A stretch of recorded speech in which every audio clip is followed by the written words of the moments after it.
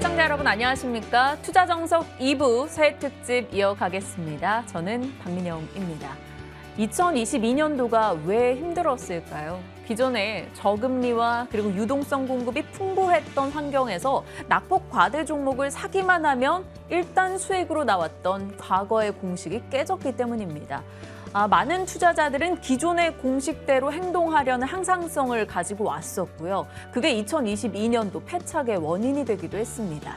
자, 그럼 새롭게 문 열린 2023년도는 어떤 전략이 필요할까요? 여전히 뉴스와 테마에 맞춰서 짧은 방망이를 잡아야 될 것인가? 아니면 지금부터는 조금 길게 호흡할 종목을 갖고 갈 것을 챙겨둬야 될지 고민이 되는 시점입니다. 오늘 그 부분에 대한 이야기 나눠갈 거고요. 여러분이 보유하고 계신 종목 상담도 이어갈 겁니다. 자, 종목 상담 저희 창구 열려 있습니다. 어떤 식으로 연락 주시면 될지 확인을 해보죠. 전화는 02786-1022, 1023번 확인되고요. 문자는 013-3366-8200번 무료입니다. 이쪽 저쪽 다 연락하기 좀 쑥스럽다 하시는 분들 유튜브 채팅창 통해 남겨주시죠. 머니투데이 방송 실시간 검색하시면 채팅창에 올려주시고 저희가 직접 소통하면서 상담 이어가도록 하겠습니다. 자, 투자의 정석 2부는 이분들 모셨는데요. 달병가 분들은 아니십니다. 하지만 진정성을 갖고 종목에 대한 시선도 굉장히 날카롭게 갖고 가시는 분들이라서 아마 새해 맞이에 꼭 필요한 분들이 아닐까 싶기도 합니다.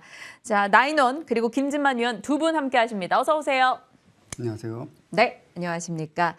자, 두 분과 또 한 시간 꾸려볼 텐데요. 일단 나인원 위원님께 저희가 또 시장에 대한 전망 안 여쭤볼 수가 없습니다. 숏과 롱 진영에 정말 치열한 싸움이 있었던 게 2022년도잖아요. 그렇죠. 빠질 만큼 빠졌다, 아직 멀었다, 뭐 피크아웃이다, 피크아웃하다 뒤통수 맞았다, 뭐 난리였습니다. 격양된 전략들. 나인원 위원님은 올해는 어떨 걸로 보세요? 어느 쪽에 좀 더 추가 기운다고 보세요? 자, 일단 뭐 여러 가지 시장에 대한 전망들이 정말 쏟아지고 있습니다. 기사 제목에 정말 어제 오늘 해가지고 2023년 시장 전망이라는 제목의 정말 뉴스 기사들 또는 수많은 리포트들이 대거 쏟아지고 있습니다.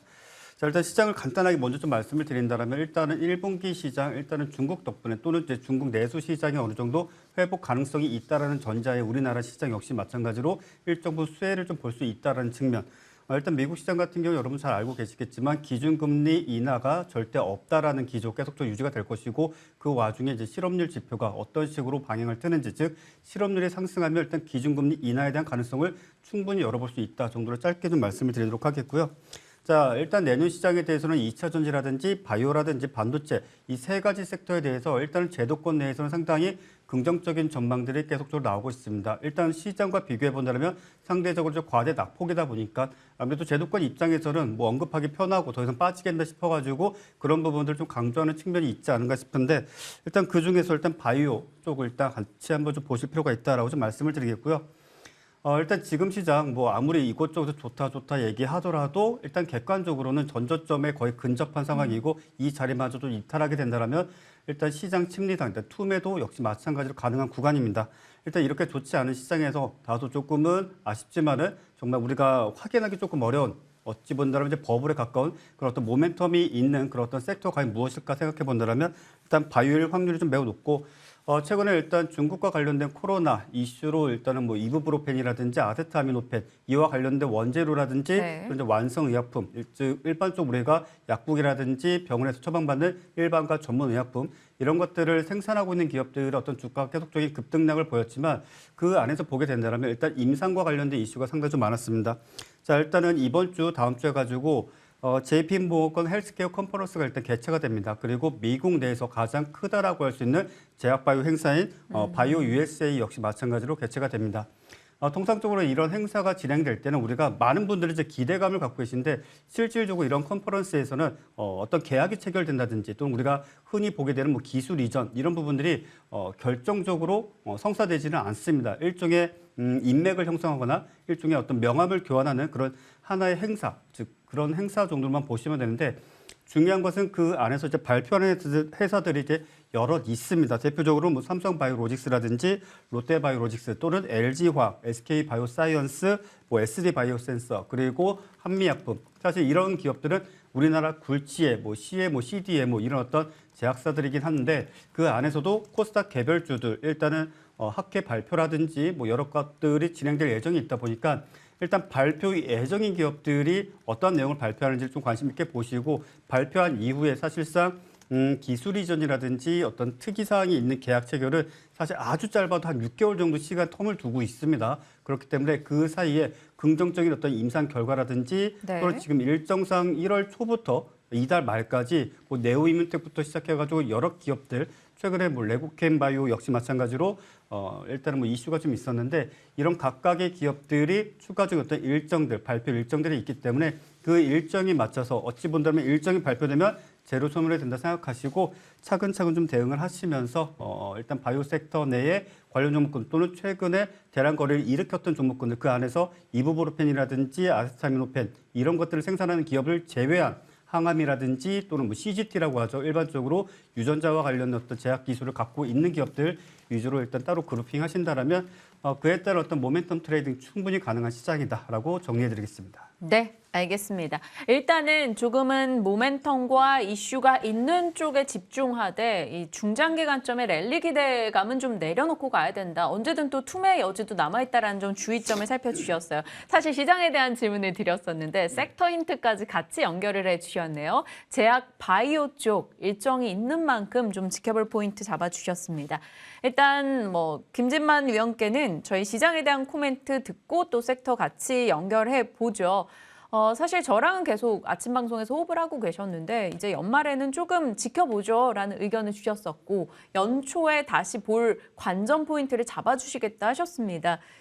새해 첫날이에요. 네. 이제 어떤 대응 전략을 짜고 계신지 전해주세요. 네, 이제 온갖 매체를 통해서 이제 뭐 코스피 밴드가 어디서부터 어디까지, 그다음에 해외에서 보고 있는 뭐 미국의 S&P 지수의 밴드 이런 것도 다 아마 접하셨을 것 같습니다. 그래서 시초에 연초에 과연 어떤 시장 전망이 이어질지 한번 말씀을 드려볼 건데요. 이제 뭐 이야기 많이 드렸겠지만 상저하고가 있고요, 상고하저가 있는데 저 같은 경우에는 이제 연초에 좋고 연말에 갈수록 안 좋아지는 상고하저 형태의 지수 모양이 되지 않을까 싶습니다. 아무래도 1분기 실적이 생각보다 괜찮을 수가 있습니다. 일단 미국의 이제 글로벌 업체들이 생각보다 1분기 실적이 좋을 것 같다라는 이유가 아직 미국의 소비 심리 지수가 굉장히 강했습니다. 적어도 4분기 실적 나올 때까지는 굉장히 좋아서 이번에 1월에 반짝 랠리가 있을 가능성이 굉장히 크고요. 국내 업체들도 환율이 가장 고점일 때가 4분기 매출이 잡히는 9월부터 12월 사이, 이때가 환율이 가장 높았기 때문에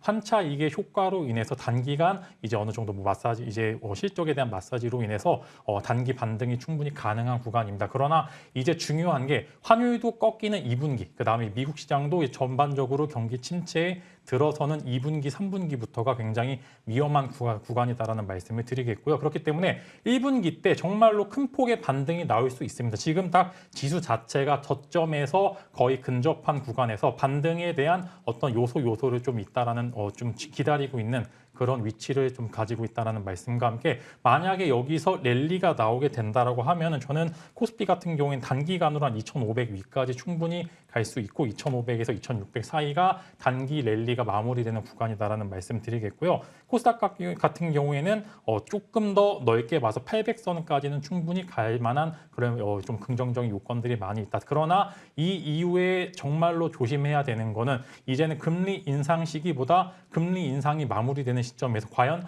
기업들이 살아남을 수 있을지 여부가 중요해요. 지금 사실 뭐 전체적으로 부동산 시장뿐만 아니라 국내 주식, 그다음 채권 시장마저 얼어붙어 있는 상황이기 때문에 그만큼 안전자산 선호도가 훨씬 더 높아진 시점에서 아직 작년에 있었던 글로벌 이슈들이 전혀 마무리가 되지 않고 있습니다. 러시아 우크라이나 전쟁 여전히 지금 뭐 치열한 공방전을 하고 있고요. 미국의 금리 인상도 어느 정도 이제 뭐 점도표가 여기서 저 올라갈 수 있을 만한 요소들도 존재를 하기 때문에 아직 시장에는 리스크가 산재를 하고 있다. 그러나 누구나 다 이제 지수의 하방을 외치기 때문에 저는 오히려 1월, 2월 양일 달간에는 충분히 상승 랠리가 나올 수 있을 것 같고 그 이후에 진짜로 그 이후엔 정말 대비를 하셔야 되는 그런 여러 가지 이유가 소비가 꺾기 시작하면서 이런 부분들이 정말로 침체의 시점이 되는 시간이가 2월, 3월이기 때문에 이때는 정말 여러분들 조심하셨으면 좋을 것 같고 이제는 정말로 좋은 섹터, 좋은 종목을 공략하시는 게 좋습니다. 이제 돈이 적기 때문에 정말로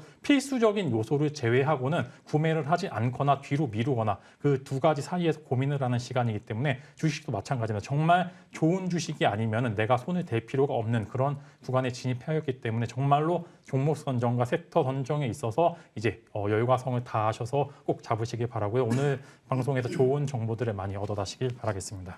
앞서 저희 투자정석 일부 위원님들 전략과 조금 두 분의 결은 또 달리 갑니다. 여러분이 판단하셔서 어느 쪽 논리에 내가 더 동하는가를 잘 방향 설정하셔야 될 것 같아요. 일단 1, 2월 연초 랠리하고 그 이후는 조금 우려 섞인 목소리를 많이 표현을 하셨기 때문에 주의하시고요. 자, 위원님 그 섹터 어떤 섹터 보셔요? 앞서 제약바이오 나인원 위원께서는 긍정적으로 주셨는데 지만쌤은요? 네, 저와 결이 같으신 것 같습니다. 저도 일단 제가 바이오 헬스케어 쪽을 관심을 가질 필요가 없는데 일단은 이 재화에 대한 니즈는 굉장히 떨어집니다. 지금 뭐 자동차도 그렇고 전반적으로 공급이 다시 우위가 되는 시점에서 가격 방어가 안 되기 때문에 지금 자동차 업종들이 전반적으로 빠지고 있는 상황인데 그럼에도 건강 관련된 이슈에는 우리 같은 경우에는 정말로 돈을 아끼지 않을 수가 없습니다. 그렇기 때문에 바이오와 헬스케어, 특히 이제 뭐 바이오 시밀러 같은 경우에는 워낙 올 한 해 이제 뭐 기술이 좀 이제 왔다 갔다 하는 구간들이 많기 때문에 바이오 헬스케어 쪽 충분히 관심을 가져보시는 게 좋을 것 같고 일단은 헬스케어 쪽으로 충분히 많은 게 한국에는 뭐 굉장히 바이오시밀러 쪽에서 이제 대장이죠. 뭐 삼성바이오로직스나 셀트리오 같은 업종들을 한번 관심을 가져보시면 좋을 것 같고요. 신약 업종에 대해서는 이제 최근에 기술 수출을 해서 굉장히 이제 현금 보유량이 조금 있기 때문에 이런 어려운 고릿고개를 잘 넘어갈 수 있는 기업들을 선별을 하셔야 됩니다. 이제 회사채도 잘 팔리지 않는 시점에서 과연 한국의 바이오의 최대 약점이죠. 회사에 현금이 없어서 항상 유상증자나 기타 여러 가지 전환사채들을 통해서 자금 조달을 했는데 이마저도 어려운 시점이기 때문에 정말로 알찬 기업들만 살아남을 수 있는 시장입니다. 그렇기 때문에 바이오 헬스케어 내에서 최근에 기술 수출을 했던 이제 기업들 중에 현금 보유량이 꽤나 많아서 이 보릿고개를 잘 넘어갈 수 있는 기업들은 그 다음을 생각할 수 있고 이제 그런 부정적인 이벤트들 예를 유상증자나 전환사채 발급이라는 부정적인 이슈에서 어느 정도 자유로울 수 있기 때문에 그런 종목들 컨택을 하신다라고 하면은 충분히 이제 어려운 시장 내에서 좋은 수익을 보여주지 않을까 싶습니다. 한마디로 뭐 침체를 버틸 수 있는 현금이 장착된 기업을 찾아야 된다라는 맥락입니다. 두 분 다 관련해서 섹터 종목들 저희 끝자락에 공개할 거니까요. 채널 고정하시길 바랍니다. 자, 각각의 유망주들에 대한 의견 궁금하시다면 잠시 후 기다려 주시고요. 지금 실시간 상담 진행해 나갈 겁니다. 참여 방법 다시 한번 보고 돌아오겠습니다.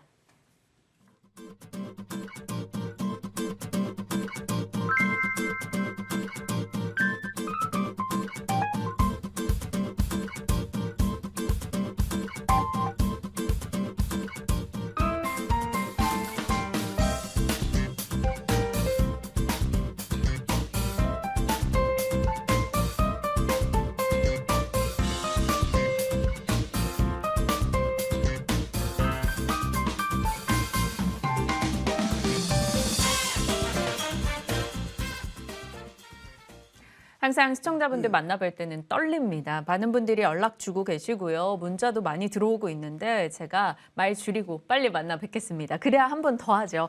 자, 첫 번째 시청자분 연결합니다. 시청자님 안녕하세요.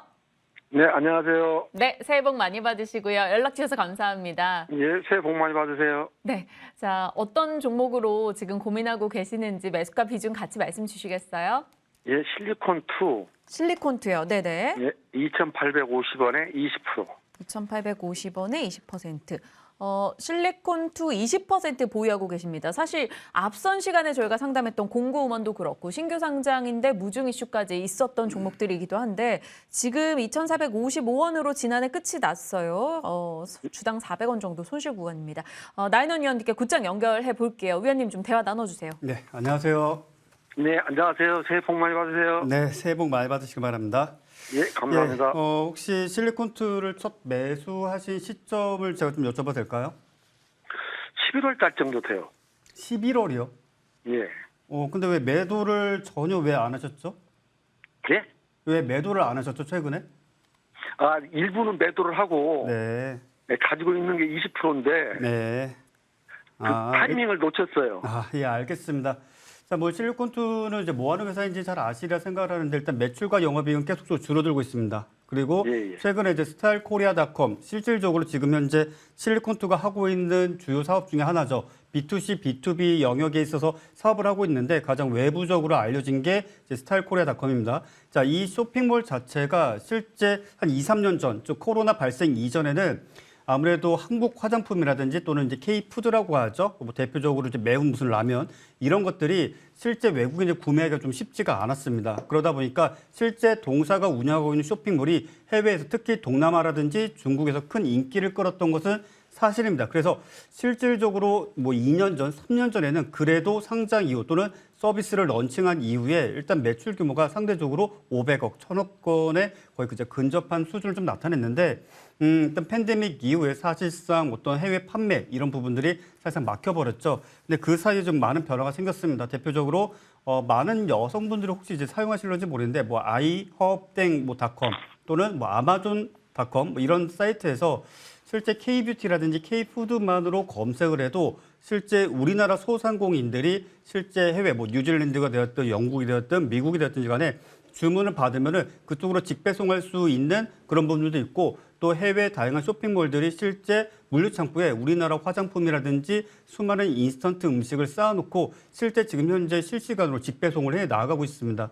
조금 아쉬운 이야기인데 최근에 실리콘투는 말 그대로 중국이 일단 제로 코로나 정책을 보다 확실시 시행한다에 따라서 어찌 본다면 화장품 테마주들 내에서 화장품을 생산하든 뭐 판매를 하든 또는 B2B를 하든지 간에 그 안에서 일단 가장 대장주로서 좀 강한 시세를 보여준 종목군 중에 이제 하나다라고 좀 말씀드릴 수가 있겠고요.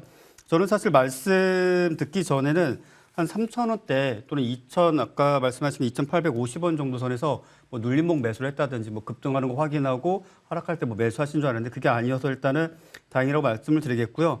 자, 조금은 아쉽지만 일단 테마가 거의 뭐 소멸 분위기로 접어들고 있죠. 그리고 지난주 금요일, 토요일 일단 중국과 관련된 이슈가 일단은 국외로 뭐 미국, 뉴질랜드, 뭐 호주, 우리나라, 일본 일단은 중국인 관광객 유입에 대해서 일단은 사실상 거의 금지 또는 상당한 제한을 두고 있다는 이슈가 있다 보니까 일단 이 부분이 조금 악재로서 작용할 가능성이 있습니다. 그래서 하방으로 놓고 봤을 때 지난주 종가 2,450원인데 2,350원 정도를 못 지켜준다면 일단 앞서 차익 실현한 물량도 좀 있으시니까 괜찮으시다면 비중 좀 줄이시고 그 가격을 이탈치 않는다. 그러면 아마 회복을 해준다면 좀 장기간에 걸쳐서 좀 횡보세를 좀 이어갈 가능성이 크니까 횡보 진행 중에 뭐 슈팅이 나온다든지 뭐 그러면 그때는 전략 매도하시고 아예 종목을 다른 쪽으로 좀 교체하신다 쪽으로 대응하시는 게 좋다라고 좀 정리해드리겠습니다. 네.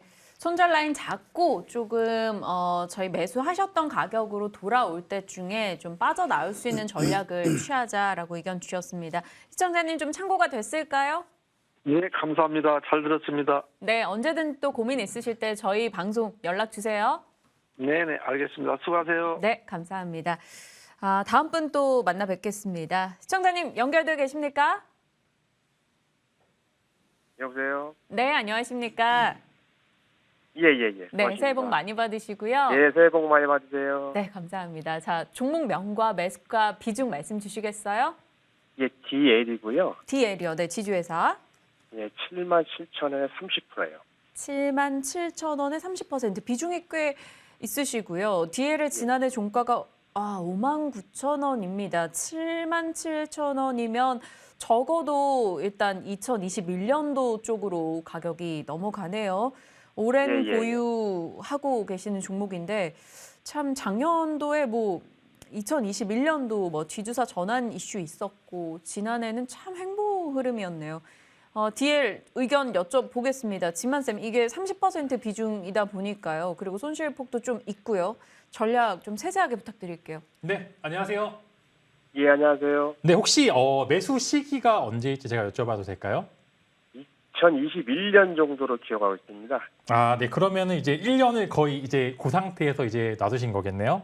예. 네, 일단은 DL 회사는 이제 건설 쪽으로 보시는 게 아니라 화학 쪽으로 보셔야 되는데 아무래도 이제 전 세계적으로 화학 업종에 대해 전성기가 지나고 다운 사이클이 가장 절정에 달했을 때가 2022년도인 것 같습니다. 그래서 이제 저는 기회가 한 번 있을 거라고 생각이 되고요. 그 이유는 아무래도 중국 시장이 열리기 때문에 케미칼 쪽에서 한 번 정도 이제 빅 사이클은 아니더라도 한 중간 정도의 사이클이 오면서 이제 화학 업종에 대해서 이제 스프레드가 좀 줄어들면서 좀 영업 이익이 좀 개선이 될 것으로 생각이 되고요. DL은 그래도 3, 4분기 때 그래도 돈을 많이 버는 상황이고 거기에다 지주사기 때문에 워낙 뭐 현금 보유량은 많아서 이제 경기 침체에 대한 우려를 약간 뒤로 해도 될 만한 그런 기업이다라는 말씀입니다. 그래서 이제 여기서 중요한 포인트는 평균 단가가 될 것 같은데 사실 77,000원이면 한 번 정도 갈 만한 구간이긴 하지만 살짝 무리가 갈 수 있을 만한 주가이기 때문에 저는 여기서 만약에 추가 매수를 권유드리는 라인에 도달한 것 같아요. 어차피 이제 배당락 충분히 있고 배당에 대한 그런 메리트도 있기 때문에 이미 배당락은 거치셔서 배당은 받으실 것으로 생각이 되고요. 여기서 추가적으로 저는 20% 비중 정도를 더 추가를 하셔서 적어도 7만 원 초중반대의 평균 단가를 맞춰 놓으신다라고 하면은 1월에 충분히 탈출이 가능할 것으로 생각이 되고요. 이제 중국 시장이 열립니다. 근데 일단 현재 1월 중순까지는 춘절 이전에 중국 이제 관광객들을 얼마만큼 막는지가 가장 중요합니다. 그렇기 때문에 춘절 이후에 한 번 정도 정말 본격적으로 열릴 때 1월 말에서 2월 사이 이때를 한번 이제 목표 타겟으로 잡아서 평균 단가를 7만 원 중반대까지 낮춰 놓으신다라고 하면은 충분히 갑자기 나오는 빅사이클 이야기와 함께 DL이 주가를 굉장히 좀 빠르게 오를 수 있을 것 같은데 사실 소외주라서 이 부분들이 조금 걱정이 되는 부분들이 있는 건 사실이지만 그래도 워낙 지수가 바닥에서 잘 지지를 하고 있는 상황이기 때문에 현재 주가에서는 두려울 게 없다라는 말씀으로 조금 이제 긍정적인 이야기를 드리고 싶습니다. 네. 일단 DL에 대해서 답변을 주셨습니다. 시청자님 그래도 뭐 차이나 플레이 관점에서 DL의 긍정 포인트도 잡아주셨기 때문에 전략을 좀 세워가시는 데 도움이 될 것 같아요. 괜찮으셨나요? 예, 들었습니다. 네, 꼭 수익으로 좀 좋은 대응 결말 보시길 바라면서 언제든 또 고민 있으실 때 저희 방송 프로그램 계속 활용해 주시길 바랍니다. 예, 감사합니다. 네, 고맙습니다. 많은 분들이 지금 전화 주셨고요. 문자 상담도 저희 계속 이어가야겠죠. 뒷번호 3654님이 연락 주셨는데요. 미코 바이오메드입니다. 6,038원에 30%. 4,800원 지난해 종가였네요. 속이 타네요. 방법이 없을까요? 라고 연락 주셨습니다. 나인원 위원님, 미코 바이오메드 이 종목도 진짜 하반기에는 전혀 기회를 안 줬네요. 네, 일단 미코바이오메드는 이제 중간중간에 일단 코로나 진단키트 이슈로도 이제 반응을 좀 했었고요. 그다음에 최근에는 이제 원숭이 두창과 관련된 이슈로 좀 반응을 했습니다. 근데 좀 아쉽게도 일단은 진단키트와 관련된 테마가 움직였을 때도 대장이 아니었고요. 그다음에 원숭이 두창과 관련된 테마로 움직일 때도 역시나 대장이 아니었습니다. 자, 이런 종목군들의 특징이 뭐냐면 만약 1등주, 2등주가 정말 수천억 원에, 뭐 1,000억 원, 2,000억 원의 대량 거래 대금을 좀 일으키면서 상승을 좀 보여줄 때 그때 저의 뒤늦게 올라탄다라는 식으로 좀 표현을 해도 되는지 모르겠으나 일단 뒤늦게서나마 이제 거래량이 좀 터집니다. 그러다 보니 아무래도 대장을 좀 매매하기 좀 무섭고 그런 뭐 강한 상승주라든지 좀 상승률이 높은 종목은 뭐 애수한 무슨 도박이다 저런 거 매매하면 안 된다 해서 오히려 좀 더 올라간 종목 매수하신 분들이 뒤늦게 대장주 무너질 때 손절도 못하고 오히려 물타기 하는 이런 경우가 좀 많은 것 같아요. 자, 일단 미코바이오메드는 이제 특히나 그런 특징에 가장 부합하는 종목이기도 합니다. 조금 송구한 이야기이기도 한데, 자, 지난 11월 그리고 12월 일단 실질적으로 시장에는 중국과 관련된 코로나 이슈로 진단키트 관련 종목군들이 분명 반응을 하긴 했습니다. 물론 그렇다고 해서 그게 뭐 연이은 상승세를 보여주지 않았지만 그 시기에도 하루 평균 거래 대금이 10억이 채 되질 않습니다. 물론 지금 현재 시장이 전체적으로 코스피, 코스닥 시장 거래 대금을 대폭 줄인 것은 사실이긴 하지만 그럼에도 불구하고 하루 평균 100억 원 이상의 거래 대금을 만들어주지 못한다는 것. 물론 많은 투자자분들이 이렇게 거래량 없는 종목 뭐 사놓고 기다리면 언젠가 뉴스 터져서 올라가겠지. 또는 이제 많은 투자자분들이 돈을 못 버는데 오히려 하락하는 게 무서워가지고 횡보하는 거 되게 좋아하시는 분들이 많습니다. 사실 저는 개인적으로 그럴 바에는 그냥 현금 쥐고 계시는 게 더 낫다고 좀 말씀을 드린 편인데 자, 일단 동사 같은 경우는 지금 현재 특별한 이슈가 없습니다. 뭐 진단키트 또는 체외 또는 그 여러 의료 장비 쪽에 있어서도 아직 수요가 명확하게 나타나지 않고 있고요. 지금 현재 시장 역시 마찬가지로 어떤 질병 테마가 발생했을 시에도 가장 후순위로 가장 뒤늦게 좀 반응을 하다 보니까 일단 하방으로 놓고 보셨을 때 4,500원 정도 이탈치 않으면 그래도 이미 어차피 20% 조금 넘게 손실이 발생 중이신데 가져가시되 만약에 4,500원대마저도 못 지켜주게 된다. 물론 지금 상당히 뭐 근심 걱정이 좀 있으신 것 같은데 뭐 주식 투자를 하면서 무조건 홀딩하는 거는 사실 그렇게 쉬운 일도 아닐 뿐더러 물론 저도 그냥 들고 가십시오. 좋은 회사입니다. 이렇게 말씀드릴 수 있겠지만 되도록이면 좀 비중을 줄이시고 분명히 또 그때그때 맞춰서 시장을 어떤 주도한다든지 이슈가 강한 종목이 있으니까 그렇다고 뭐 그런 종목을 추격하라는 건 아니겠지만 그런 어떤 테마 종목군도 다시 보셔서 다시 좀 종목 교체하시는 게 좀 낫다. 이렇게 좀 정리 좀 해드리도록 하겠습니다. 네. 속상합니다. 일단 뒷번호 3654님께 좀 도움되는 답변이었길 바라보고요. 다음 분이 뒷번호 2574님이 연락 주셨네요. 한미사이언스입니다. 매수가가 63,500원. 네, 40% 비중입니다. 이분도 그렇다면 2021년도 적어도 그 시기에 매수이거나 그 이상이라는 거예요. 지금 많은 분들이 보니까 좀 작년에는 거의 대응을 못 하셨어요. 이 손실이 워낙 컸었기 때문일까요? 일단 무대응으로 둔 종목들 상담 연락이 많이 들어옵니다.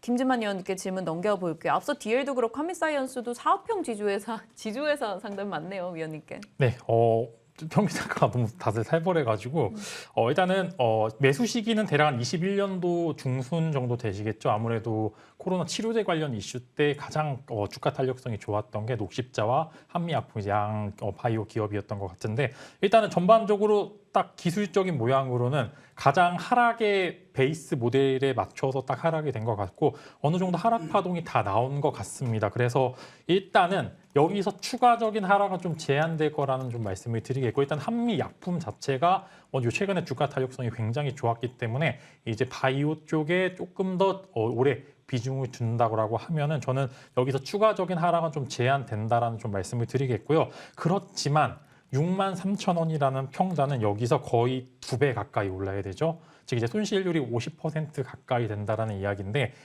근데 여기서 만약에 정말로 한미약품 쪽에서 호재가 나와서 같이 올라간다 하더라도 저는 여기서 6만 원 이상까지의 평균 단가를 얘가 이제 좀 가기에는 좀 힘이 좀 모자란 모습을 보여줄 것 같습니다. 그래서 여기서 선택을 하셔야 됩니다. 40%의 비중이라는 건 여기서 추가적인 매수가 제한된다라고 저는 판단이 되고요. 이 기존에 보유하고 있던 보유 비중을 어디서 줄여야 되는지가 지금은 가장 처방하기 좋은 그런 이제 처방하기 정말 필요한 그런 매물대라고 좀 말씀을 드리고 저는 일단은 5만 원이 최대 상승 가능할 수 있을 만한 그런 리미트 구간이라고 말씀을 드리겠고요. 만약에 5만 원 정도가 터치가 된다라고 하면은 비중을 한 20% 정도로 줄이시는 전략을 한번 사용해 보시고요. 이미 여기까지 올라왔다라는 거는 한번 상승 추세를 탔다라는 그런 이유가 될 수도 있으니 여기서 추가적으로는 6만 원대에 근접을 하게 될 경우에 그때 나머지 비중을 조금 손절 처리를 해 보시는 게 좋을 것 같고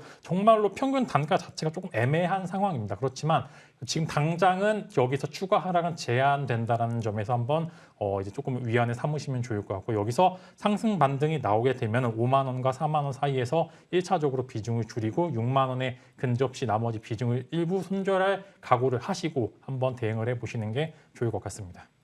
속상하네요. 주식 투자를 한다라는 게 결국 수익을 위한 것인데 지금은 손실폭을 줄여서 잘 나오는 것을 고민하는 분들이 너무 많습니다. 시장 환경도 야속하게 느껴지기도 하고요. 일단 한미사이언스에 대해서 5만 원, 6만 원 순차적으로 조금 손실폭을 최소화시켜서 빠져나올 수 있는 전략을 같이 고민해 주셨습니다. 다음 유튜브 통해서 정한호님이 올려주셨네요. 신풍제약입니다. 35,000원이 매수가 10% 비중이시다라고 하네요. 신풍제약은 개인 투자자분들이 정말 많이 물려 계신 종목 중에 하나이고요.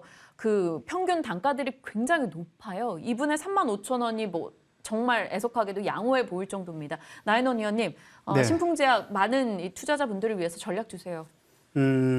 자 일단 신풍제약에 대해서 사실 참 말씀드리기가 좀 송구할 정도인데 일단은 뭐 대략적인 내용도 잘 아시겠죠. 일단 말라리아 치료제죠, 피라맥스. 일단 초기에 뭐 짧게 말씀드린다면 이 피라맥스와 관련돼 가지고 제 주변에도 의료진 분들이 이제 계셔가지고 국내 사실상 가장 크다고 하는 여러 대학병원에 실제로 좀 물어봤었습니다. 피라맥스 있냐? 실제로 우리나라 대학병원에 피라맥스를 보유한 병원은 한 군데도 없었습니다.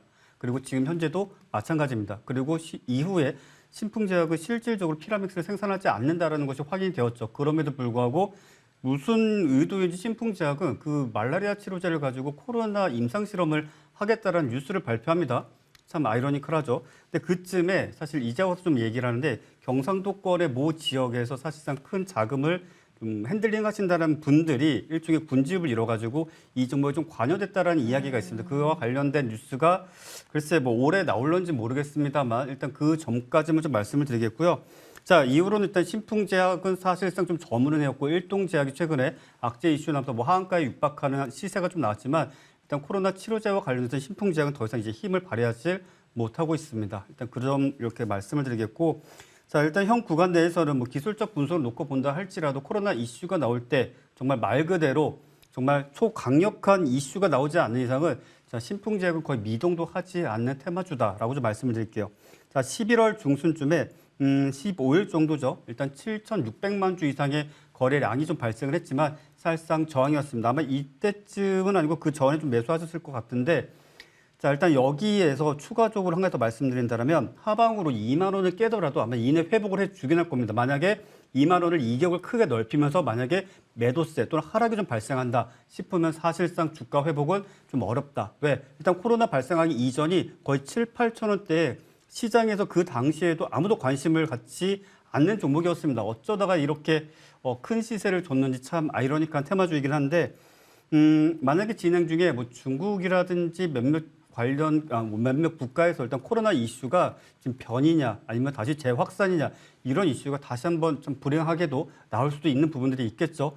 그렇게 된다면 뭐 2만 5천 원 또는 3만 원 사이까지 뭐 강한 슈팅이 한두 차례 좀 발생하게 된다면 내가 이 정보를 꼭 수익을 내겠다, 버티겠다 이러지 마시고 조금 아쉽겠지만 손실을 줄인다라는 생각으로 일단 좀 매도하시고 사실상 뭐 난 그래도 코로나 관련 테마주를 거래할래 그러면 그 시점에서 가장 강한 종목이 되었든지 정말 확실한 정말 수혜주 뭐 이쪽으로 좀 종목을 교체하시는 게 좋겠다라고 정리해드리겠습니다.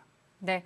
신풍제약에 대한 답변까지 같이 건네주셨습니다. 최대한 많은 분들의 상담 도와드리고자 조금 빠르게 저희가 속도감 있게 이어가고 있는데요. 잠시 후에 추가적인 종목 상담도 이어갈 거고요. 일단 두 분이 제약 바이오 그리고 바이오 헬스케어 쪽에서 유망 섹터를 언급을 주셨고 그 가운데 어떤 종목을 말씀 주실지 유망주로 곧장 이어가도록 하겠습니다.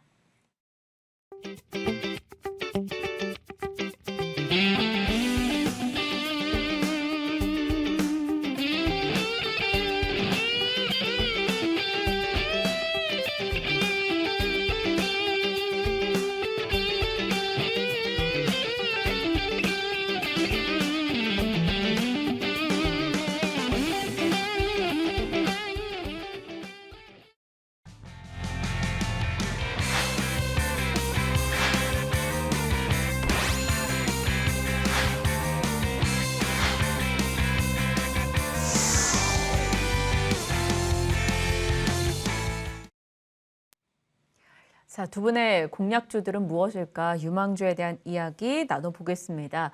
일단 사실 제약 바이오 쪽 종목들이 개별 종목 모멘텀을 봐야 되기 때문에 좀 더 어렵게 느껴집니다. 그래서 좀 디테일한 설명도 필요할 것 같은데 나인원 위원님께서는 에이프릴 바이오를 골라주셨습니다. 뭐 네. 자가 면역 질환 치료제 이런 쪽의 이야기를 들었던 것만 기억나고 저도 네. 사실 기업의 내용을 잘 모르거든요. 일단 에이프릴 바이오가 우리나라 기업들이 그래요. 사실 바이오 기업들이 우리가 한 가지 짚고 넘어갈 게 임상, 2상, 3상으로 한다 하더라도 실질적으로 3상 이상으로 가는 경우 잘 없습니다. 왜? 일단은 시가총액이 1조 원짜리 바이오 기업이다. 근데 3상을 진행한다. 그러면 우스갯소리로 시가총액 이상의 임상 실험 비용이 드는 경우가 종종 있습니다. 그러다 보니까 보통 1상, 2상을 진행하면서 앞서 말씀드린 뭐 JP모건 바이오 컨퍼런스라든지 바이오 USA 이런 데 참여를 해가지고 실제 기술 이전이라든지 그 외에 뭐 로열티를 받으면서 뭐 몇몇 정말 임상 실험이 쉽게 되거나 아니면은 승인이 쉽게 나는 국가, 대표적으로 중국이죠. 이런 국가로 1차적으로 어떤 실제 생산 의약품 쪽으로 이제 넘어가는 경우 종종 있어요. 그런데 실제로는 우리나라 기업들이 중국을 제외하고서는 미국에서 또는 그 외 유럽에서 뚜렷하게 성과를 내는 경우는 없습니다. 그러면 왜 바이오 제약을 좀 봐야 되는가? 그래도 그나마 임상 1상, 2상, 3상을 진행하면서 기술 이전 이슈가 분명히 존재하고 그와 관련돼 가지고 기술 이전 같은 경우는 보통 작게는 1,000억 원, 많게는 뭐 조 단위까지 나오긴 하는데 그래도 통상적으로 기술 이전이 정해지게 되면은 그중에 약 한 30% 정도가 실제 해당 기업의 계좌에 뭐 돈이 들어온다라고 보시면 될 것이고 그와 관련된 이슈 그리고 추가적으로 2022년도에는 실제 기준금리가 계속적인 상승세를 보여왔습니다. 안타깝게도 우리나라 바이오 제약사들 중에서 실질적인 어떤 순이익을 꾸준하게 연속해서 내는 기업들은 아주 극히 드뭅니다. 그러다 보니까 일단 소위 이제 VC, 이제 벤처 캐피탈이라든지 그 외 여러 가지 펀딩을 통해서 자금을 수여를 해가지고 어떤 기술 연구를 계속 또 진행을 해야 되는데 이런 부분들이 사실 많은 바이오 기업들이 좀 정책이었습니다. 자, 이런 부분들에 있어서도 좀 숨통이 트인다라는 이슈 같이 좀 참고를 해보시면 되겠고 일단은 에이프릴 바이오 같은 경우 이제 항암 치료제 쪽에 있어서 계속적인 R&D 그리고 기술 이전까지도 계속적으로 이제 취해오고 있고 지난 3분기 2022년이죠. 2022년 3분기, 4분기에도 역시나 기술 이전과 관련된 이슈가 충분히 존재했던 기업이고 파이프라인이 일단은 뭐 항암 쪽에 있어서 계속적으로 구축해 나아가고 있습니다. 일단 이런 부분들에 있어서도 상대적으로 다른 여타 기업들보다 많은 파이프라인, 그 파이프라인이 뭐냐면은 여러 가지 신약 후보 물질을 가지고 있다라고 생각을 하시면 됩니다. 그래서 이런 부분들에 있어서도 앞서 또 기술 이전도 있고 또 다가올 컨퍼런스에서 새로운 이슈도 있으니까 함께 묶어서 좀 보아주시길 바라겠고 일단 매수는 지금 지난주 17,550원 종가였는데 일단은 15,000원 내외 가격에서 좀 모아가셨으면 좋겠다라고 좀 말씀을 드리겠고요. 자, 목표가는 22,000원, 손절가는 12,000원 잡아드리도록 하겠습니다. 주요 이평선들을 타고 올라오면서 지난 하반기 괜찮았습니다. 에이프릴 바이오 말씀 주신 가격 라인 꼭 터치해서 좋은 수익 보시는 분들 많으셨으면 좋겠어요. 에이프릴 바이오 첫 번째 종목으로 살펴봤고요. 이제 진만쌤의 종목으로 넘어가 보겠습니다. 레고캠 바이오입니다. 연말경에 뭔가 좀 이슈들이 꽤 있었던 걸로 기억해요. 네, 11월 말 정도에 이제 암젠과 계약 관련된 이슈가 나왔고 이제 대략 총 금액은 1조 6천억 정도 되는데 이제 이 총 금액이고 이건 단계별로 이제 마일스톤을 수령하기 때문에 뭐 1조 6천억이 한 번에 들어오는 게 아니라 단계별로 이제 달성 시 추가적인 금액이 들어오는 거라고 생각을 해 보시면 좋을 거고 이제 바이오 헬스케어 쪽으로 긍정적인 이야기가 아마 계속 나올 수밖에 없고요. 이제 아까 나인원 의원과 같이 설명드렸던 것처럼 경기 침체기 왜 바이오 헬스케어 쪽으로 눈을 돌려야 되는지는 그러니까 아까 이제 너무 말씀을 많이 드렸고 이제 종목 이야기를 해보자라고 하면 이제 레고캠 바이오는 이전부터 계속적으로 기술 수출을 통해서 이제 어느 정도 복리적으로 현금을 쌓아두고 있습니다. 그렇기 때문에 경기 침체기 마찬가지로 임상 관련된 돈이 없어서 유상증자를 한다라든지 혹은 전환사채 발행을 통해서 기본적으로 가장 바이오 주가에 해가 되는 여러 가지 악재들을 조금 막기가 좀 힘든 그런 구간이 있고요. 만약에 혹여나 추가적으로 유상증자를 한다 하더라도 아마 긍정적으로 소화를 할 것으로 예상이 되고 있기 때문에 정말로 기술력이 훌륭한 기업들이 성과를 보여주고 있는 초기 시점에서 충분히 이제 장기적인 관점 혹은 단기적인 관점 모두 각 양쪽의 관점에서 좀 매수해 보셔도 좋을 것 같고요. 이제 추가적으로 계약이 나올 가능성이 굉장히 큽니다. 이제 내년도 6월, 7월, 8월에 계속적으로 임상 관련된 데이터가 공개될 전망이고 이제 이번에 나온 암젠과의 계약은 아마 끝이 아닌 처음에 시작이 될 가능성이 크기 때문에 정말로 바이오를 사랑한다라는 그런 분들께서는 이 기업에 대해서 정말 사랑이 빠지셔도 될 것 같다는 그런 코멘트 드리겠고 일단 거기에 추가적으로 기술적인 부분들을 약간 더 해보겠습니다. 이제 차트를 보면서 한번 설명을 해드릴까 하는데요. 일단은 레고캠 바이오의 주봉을 보셨을 때는 정말로 하락 추세선을 타고 그대로 이동을 하고 있습니다. 정말로 상단부를 단 한 번도 뚫지 못한 채 계속적으로 하락을 하고 있는데 드디어 지금 이제 1월 정도에 해서 한 번 정도 장기 하락 추세선에 끊어낼 수 있을 만한 이제 그런 포지션에 취할 수 있을 거고 이것은 마찬가지로 굉장히 기관 투자자들이나 외국인 투자자들이 많이 매수를 동반을 하고 있기 때문에 충분히 다음 이슈에 맞춰서 준비를 할 것으로 예상이 되고요.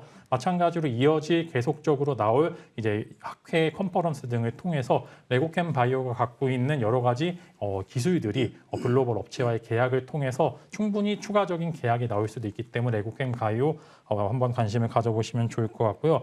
일단은 일봉으로 봤었을 때 매수가가 약 갭 밑으로 내려오게 되면은 그때부터 매수를 해보시면 좋을 것 같아요. 아무리 좋은 주식이라고 하더라도 좋은 시점에 들어가는 게 조금 더 중요하다라는 말씀과 함께 이번에 이제 그 계약으로 인한 상승 갭을 메우게 되는 시점이죠. 38,000원에서 4만 원 구간 정도에 매수를 해보시면 좋을 것 같고요. 1차적인 목표가로는 52,000원으로 제시를 드리면서 장기 하방 추세선을 끊어내는 구간까지 1차적으로 끌고 가 보시라라는 말씀과 함께 이때쯤 되면은 아무래도 비중을 조금 줄였다가 다시 조정 시에 매수를 해보시면 좋을 것 같고 이제 손절가로는 32,000원을 제시를 드리면서 하단부에 도달 시에 한 번 정도 지수 레벨의 위험이 있을 가능성이 굉장히 크기 때문에 하단부에서는 단기적으로는 좀 이제 손절 포지션 잡아가시면서 중장기적인 모멘텀과 단기적인 모멘텀 같이 갖고 있는 레고캠 바이오는 올해 정말로 대성할 만한 그런 주식 중에 하나라는 코멘트로 마무리 짓도록 하겠습니다. 손절 라인을 굉장히 아랫단으로 잡아주셨다라는 점, 그리고 38,000원에서 4만 원 구간에서 매수하자, 지금보다 조금 기다렸다 사자라는 점 기억해 주시길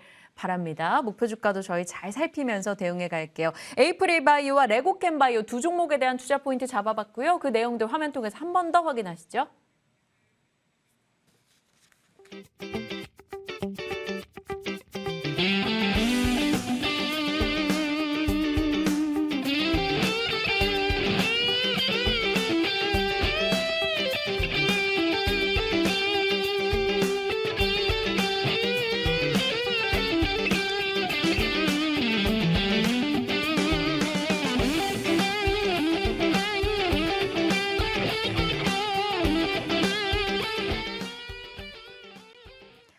네, 첫 번째 또 한 종목 더 볼 수 있는 시간이 됐습니다.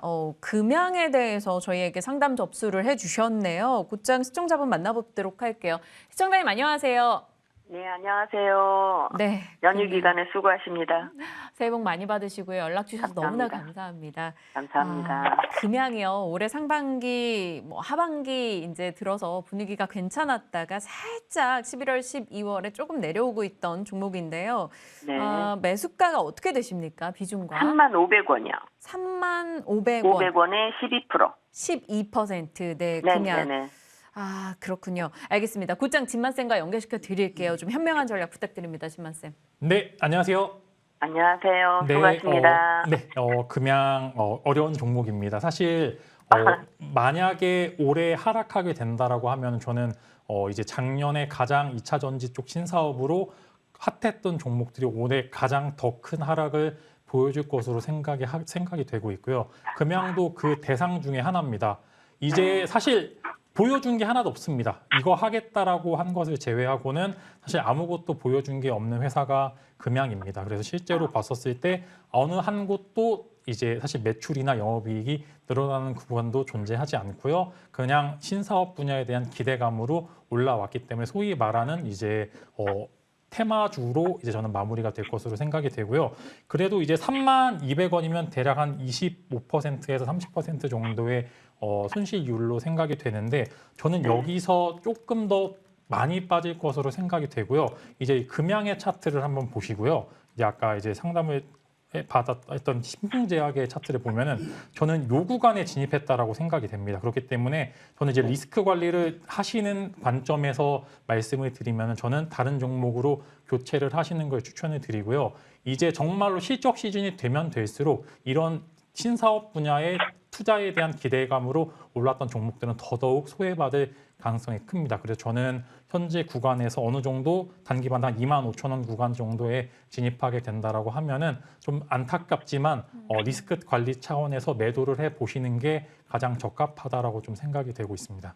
네, 좀 안타깝네요. 일단 신풍처럼 뜨거운 관심을 받았다가 그 이후에 조금 차차 식어갈 것에 대한 우려감을 내비쳐 주셨기 때문에 금양에 대해서는 좀 매도 의견을 주셨습니다. 시청자님 좀 참고가 됐을까요? 그러면은요, 네네. 이게 금양뿐만 아니라 수산화 리튬 이런 거 전부 다 점점 빠질 확률이 더 많은 거예요? 저는 그렇게 생각합니다. 이제 자동차가 판매가 줄어들고 있는데 과연 광물이라고 시세를 계속 유지할 수가 있을까요? 저는 그렇게 생각합니다. 그래요. 큰일 조금 났다. 보수적으로 주셨네. 리튬 쪽에 비중 많이 실으셨나 봐요. 네, 거의 자동차 쪽으로 그렇게 했다가 손해율이 너무 커서 어떻게 매매하기도 그렇고 지금 그러네요. 네, 너무 속상합니다.